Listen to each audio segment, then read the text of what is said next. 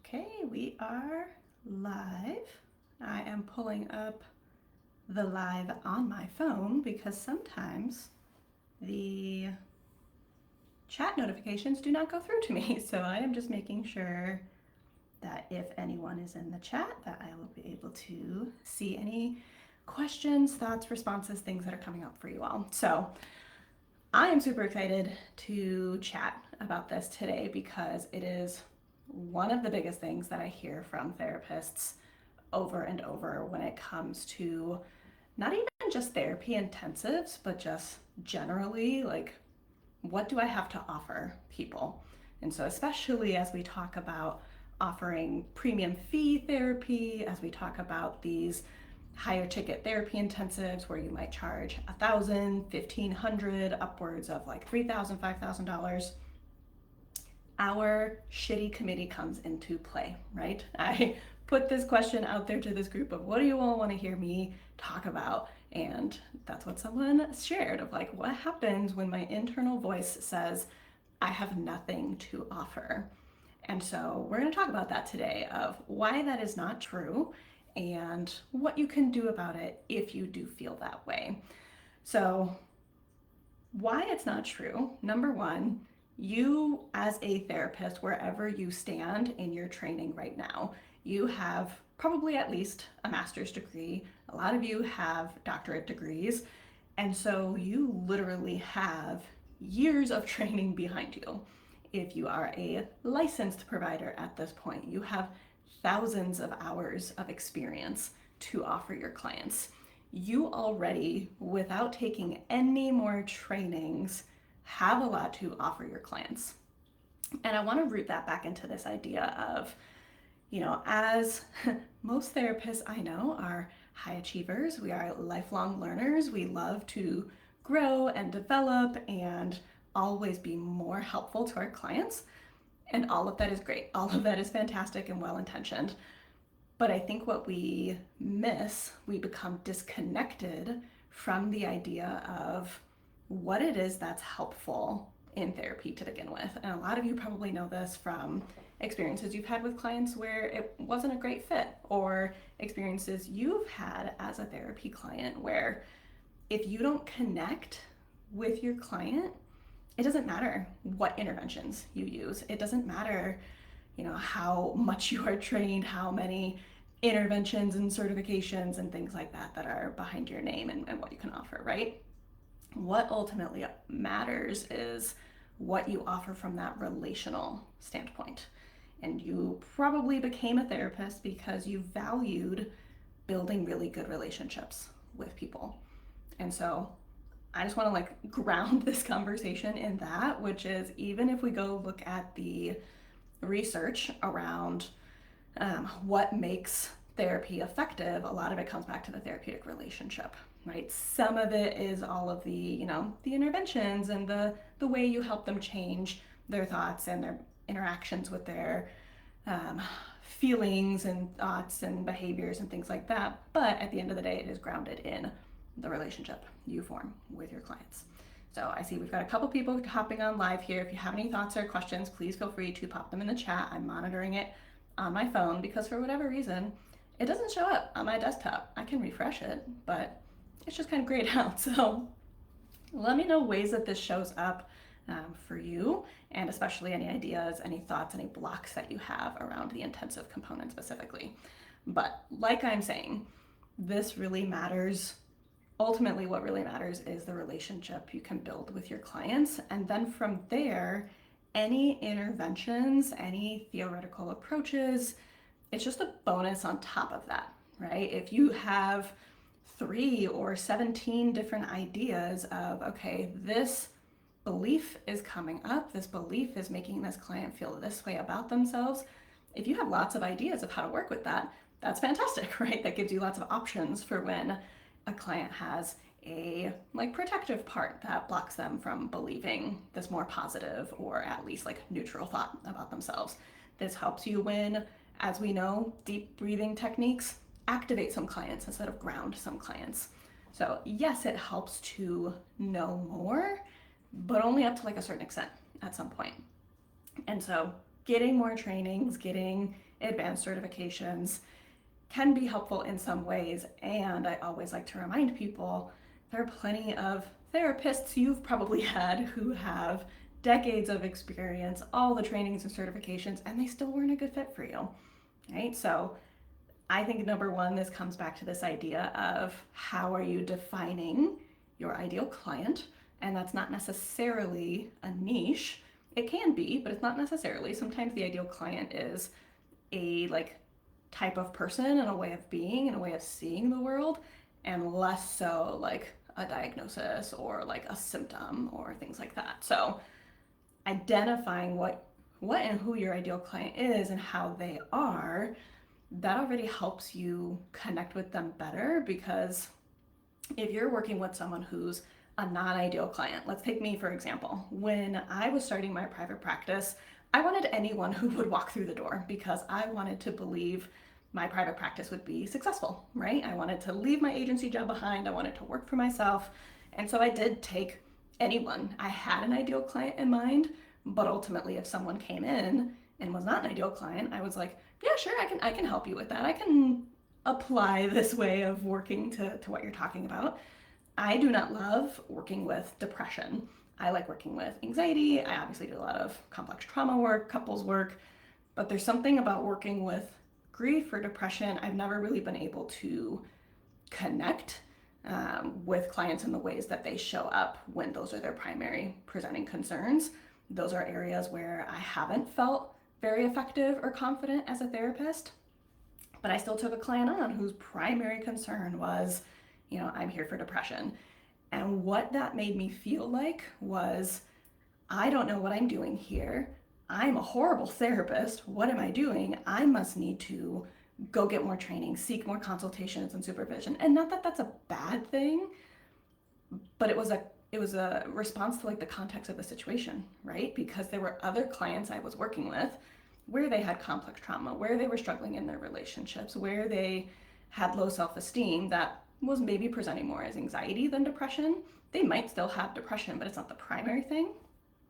When I'm working with clients that I feel really confident in, I don't feel like I need all the additional trainings. I don't feel like I need more. Can I, right? Ethically, is it good to go to supervision and get consultation? Yes, of course. We got to stay up on the research and know best ways of supporting people. But there's a difference between I'm doing it because it makes me a better therapist and I'm doing it because I feel like otherwise I have nothing to offer. Because working with this specific client in this specific way makes me feel like I have nothing to offer. That is very different.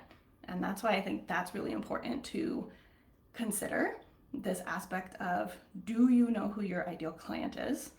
And are you at least mostly working with that ideal client? Obviously, sometimes we take clients where they're like, okay, parts of it is kind of what I feel like I specialize in.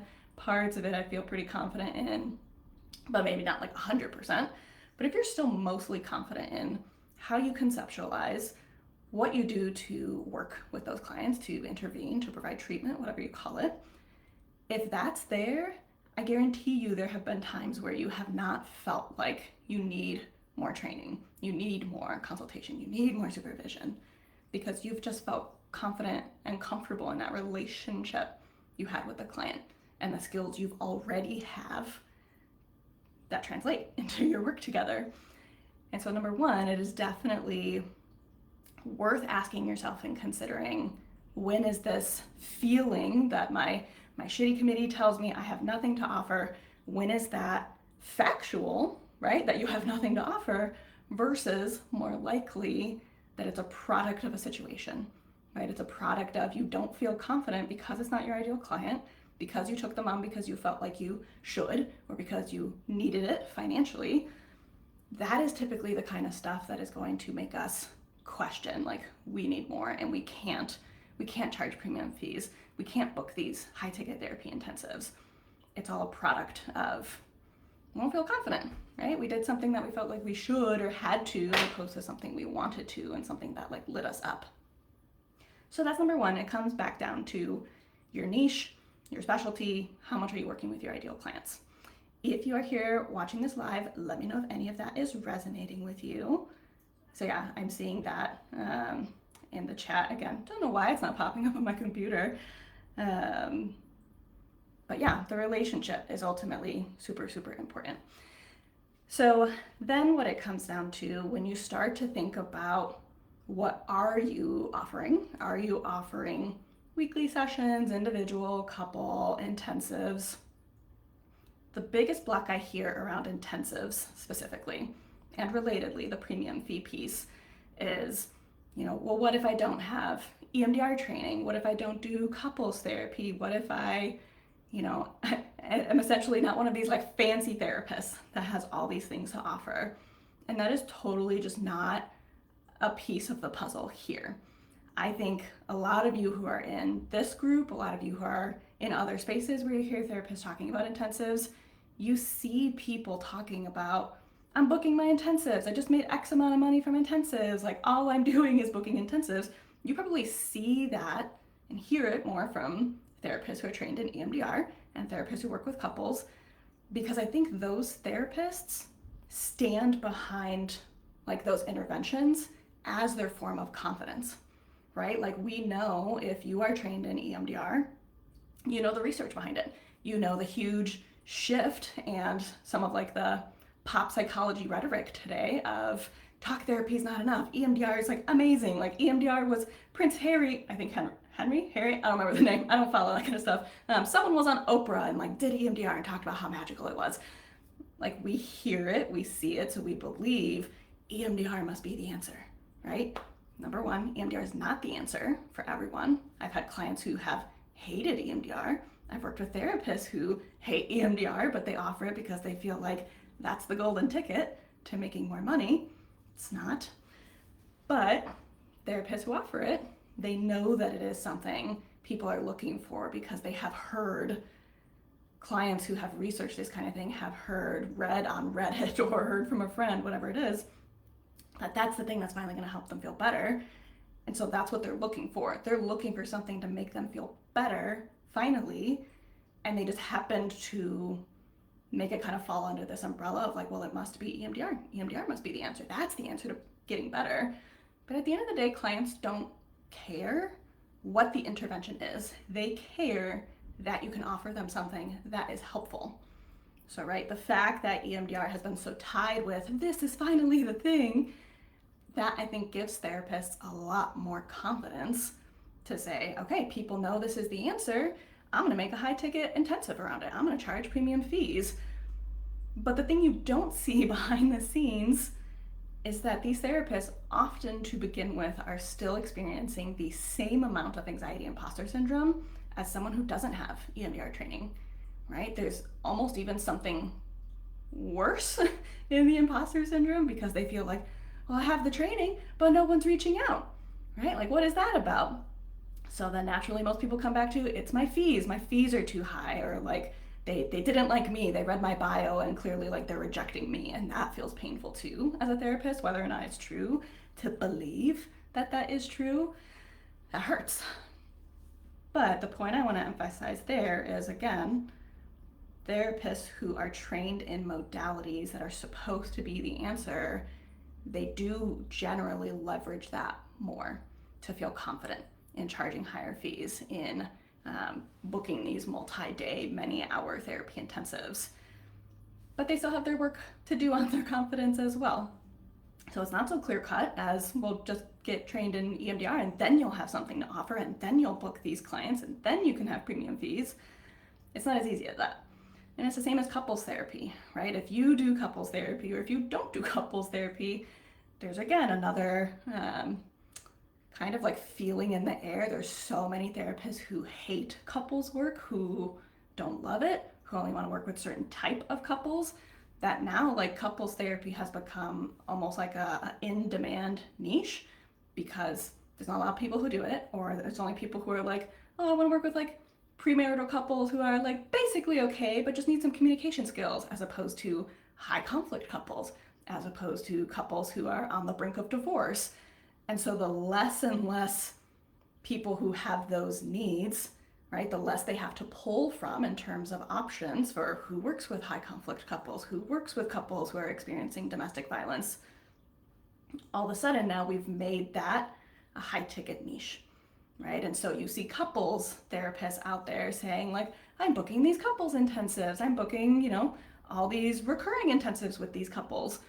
And again, we hear and we think, well, then I must get trained in couples. I must get trained specifically in working with couples in these specific niches around DV or high conflict or divorce or whatever it is. We keep putting all of the ways that we have the potential to succeed in a box.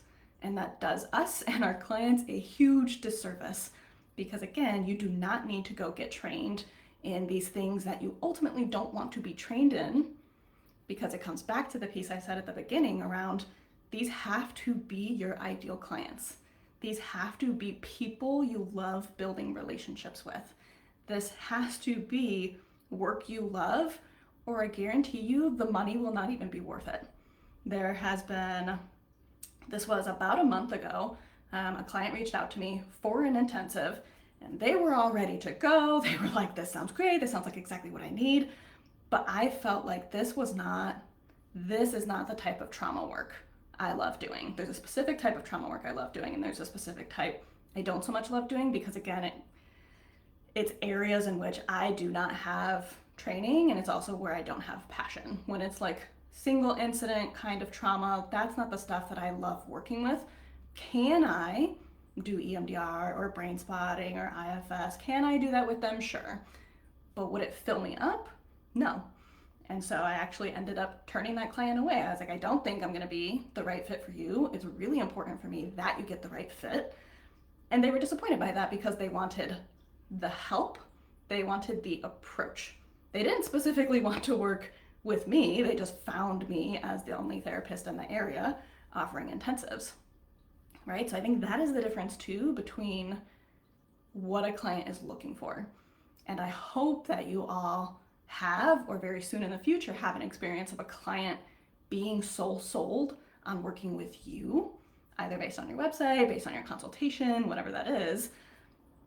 But that's a very different feeling when someone says, like, based on this stuff you wrote about your identities on your website, based on how you talked about how you view the world, like, you are the person I want to work with, right? And if we do EMDR, if we do this, that, or the other, like, whatever, but like, I want to work with you, that is so much different than someone saying, I'm looking for any couples therapist, I'm looking for any provider who does EMDR. Because again, this comes back down to relationship and confidence and belief we have with ourselves. And in my opinion, I think the more we are stretching ourselves into feeling like there's a way I have to be, there's a way I have to practice, there's a niche I have to have, that is the stuff that makes us believe we have nothing to offer. Because we're saying the answer lies in the intervention, the answer lies in the niche, the answer lies in whatever it is, as opposed to like the answer lies in me and the work I love doing and the relationship I build with my clients. Because regardless of your niche, if you work with self-esteem, you work with anxiety, you work with relationships, you work with religious concerns, like whatever it is that you do, if you can build a really good relationship with your client, you have everything to offer them, right? And if you are working with clients in the traditional weekly 50-ish minute model and you have a good relationship with them and they see and feel how you can help them, those clients are also really easy to transition into intensive work, right? Because they already know what it's like to work with you and they like working with you and they're not expecting you to get more trainings or get another certification or do something extra fancy. They're working with you because they like working with you. They like the questions you ask them. They like the presence you share with them. They like just you and how you hold space for them. And if you say, hey, I can actually hold space for you for 90 minutes, for 2 hours, what do you think about doing a half day one of these months? They will be interested in that because it is time and space with you. Not because, oh, finally now, I'm using my own name here, I'm not calling anyone out. Now finally Amanda is doing something fancy with me and now she's finally going to integrate those techniques. That's not what they're thinking. They're thinking like, yes, I've gained trust with this person and I'm going to, continue working with them in a way that's already been really helpful. And so I'm going to keep coming back to like relationships with your clients, the confidence you have in yourself, and not pushing yourself in ways that you feel like you're just supposed to in order to make, whether it's weekly clients book with you, whether it's book more intensives, but you already have everything you need to offer intensives, especially because you all know that I've said intensives essentially are just longer therapy sessions, potentially with some different goals, depending on if it's a current client or a brand new client. But it doesn't have to be this magical solution. It's not a quick fix. And so what I also want to come back to and emphasize is this piece around like, how are you marketing your intensives? Because if what you are marketing is the thing, right? It's X amount of hours, you're gonna get this workbook, you're gonna get access to all my resources, blah, blah, blah. If you are marketing resources and not marketing the relationship you can build with a client, even if you are only working with them for a weekend, you can still build a relationship with a client in a weekend. But if you are marketing, here's the thing, and you're not showing up in the marketing, and you're not showing the transformation that someone can build, and your confidence isn't coming through in your marketing, whether that's an Instagram story, whether that's a web page, a blog post, a flyer, if you're not coming out, that is again exactly the thing that makes you question, will anyone ever want to book an intensive with me? Because there's a difference between someone booking an intensive, booking a thing, and booking them with you. It seems like a tiny difference, but it's actually everything, because people again are not looking for shiny objects. They are looking for a safe space to build a relationship, to do some deep, meaningful work. It is truly an honor and a privilege generally to be a therapist, but especially to be with clients in these times where they need to go deep, where you see some of their heaviest emotions, right? Whether it's couples intensive that you do, an individual intensive that you do, it's an honor and a privilege, right? We're holding a lot in those moments. And I think that's the really important thing to balance with, like, yes, it is so exciting to book clients at a higher fee than you ever had before, to book a multi-$1,000 therapy intensive. Like, that is exciting from a business and how that impacts your life perspective. But never, never, never forget that it's also the therapeutic work that you're doing too, right? And if we are focused a little bit too much on, I just can't book an intensive, I just can't prove that I can get this thing right, like we've lost the focus on what exactly are clients looking to feel after an intensive. What are they feeling that gets them up to the point of reaching out for an intensive? And if we can connect with the pain points and the transformation that they're going to get from working with you, that is going to make it so much easier for them to want to work with you. Not just to do an intensive with anybody, but with you, because that is ultimately what clients want, is to be seen and heard and held in a safe and supportive way.